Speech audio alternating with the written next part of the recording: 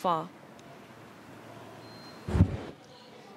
Well, good morning, Betty. And with regard to the resurgence of criminal gangs here in Mombasa County, there happens to be some 3 criminal gangs that are considered to be untouchable and specifically revolving around in 2 constituencies. That is Likoni constituencies, where Wajukuu Wanyanya seems to be the leading gang there and terrorizing the residency of that sub-county, and also the sub-county of Kisauni, that is where Wakali Kwanza and Wakaliwa operates in. And according to some of the issues that we've been able to gather, is that there are 3 things that are coming out in this the resurgence of the criminal gangs. One has to do with how they operate and the age limit that is being involved. For example, many of the residents and the police are saying that these criminal gangs involve the youths of ages between 10 and 18 years, and you're looking at the scenario that is happening, and what has been happening since for the last 2 weeks tells a lot in terms of what the residents have been complaining. And on the other side also, the police have been blamed for killings that are said to be suspected to be members of these criminal gangs. And according to those who have been killed and the reports that we have been able to receive from the human rights side, we're told that at least 12 people have been killed in in a week, that is last week. And their bodies, some of the bodies we are said are still lying at the Coast General mortuary. And looking at the scenario and what comes out is many are asking, are the police targeting the real criminals? And the blaming from the members of the public together with the human rights that the police need to follow the law in terms of what is needed. If they arrest a suspect, they should not be able to kill him, as per the human rights based here in Mombasa. Muhuri and Haki Africa have been on the forefront saying that the police need to follow the law. And also the third issue, Betty, has to do with the result of all this. Why are we seeing the resurgence of these criminal gangs? And is this a society problem or a community problem that many of the parents also have been blamed? Because when you look at the ages that we are told between ages of 10 to 18, these are little kids that maybe could be at school, and the issue of unemployment comes from the ages of between 20 to 30 years. And so the police also could be in a catch-22 here in terms of the real suspects and in maintaining law and order.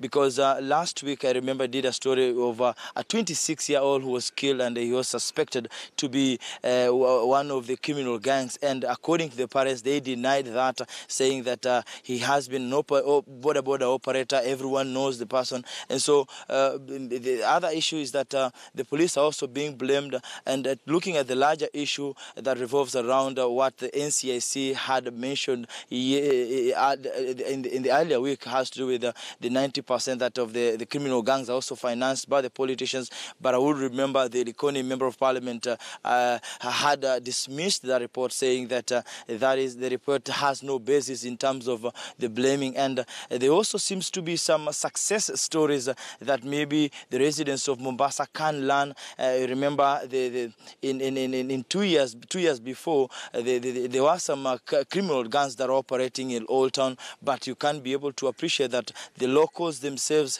had initiative of having the Nyumba Kumi program, also putting up CCTV. And these days, when you go to Old Town, you can be able to see that the youths of that area are involving themselves in meaningful employment, or also having some businesses in that area. And the rate of crime has really reduced in Old Town. And we are seeing that the business in that area, the tourist sites that are there, are slowly gaining. And so if these measures are put in place in areas such as Kisauni and Likoni, then we could be able to see a lasting solution in terms of the resurgence of the criminal gangs. Betty. Right, Francis, before I let you go, last week security agencies, at the Coast Region arrested about 119 suspected, criminal elements in the county. Do we know what has been happening, if there's any processes that have been ongoing with regards to these particular cases? Because 119 really is quite a huge number. Do we know of anything that's happening with these particular cases? Well, that happened in Likoni constituency, and after we did that story with regard to what was happening in Likoni, I remember there was an operation that was carried out by the police in terms of cooling the temperatures that are there at Likoni. But currently, what we understand, most of these of the suspects that were arrested were children of ages between 10 to 15 years, and so many of them, their parents also were heading to the police station so they can be able to identify their kids, and also they are being questioned by the police before they were allowed to go back with their kids. And so the operation seems to have cooled down the temperatures and what has been happening in Likoni specifically. But largely looking at what maybe the residents also have been complaining in terms of being attacked by the machetes, and most of these kids are said to have been staying in one location that they can't be able to attack a person, and their timing is very suspect also, given that they attack at around 6 to 8 p.m. and so many of the security operators are also questioning the level of the parents in terms of taking care of their kids and making sure that they are responsible and they're doing the things that they are doing. They should be in a manner that is acceptable. Another issue, Betty, it has to do with the religious class. Also, they have been blamed in terms of making sure that this problem has been solved, and they need to be coming out so that they can be able to issue the right advice and also the values that are needed in terms of the religion. Betty. Finally, Francis Mtalaki, police, have been accused by the residents of not being too committed, really, to fighting these juvenile gangs. The residents there are blaming police for laxity, and of course, you've mentioned that police are coming out to say that no, we're doing something about this situation. But as our point man at the coast, what can you say really? Have you seen with regard to agitation by the police to ensure that the residents there are safer? Well, there seem to be a challenge in terms of the police and how they can be able to arrest some of the suspects. And this is driven by the fact that most of these criminal gangs, how they operate is very difficult.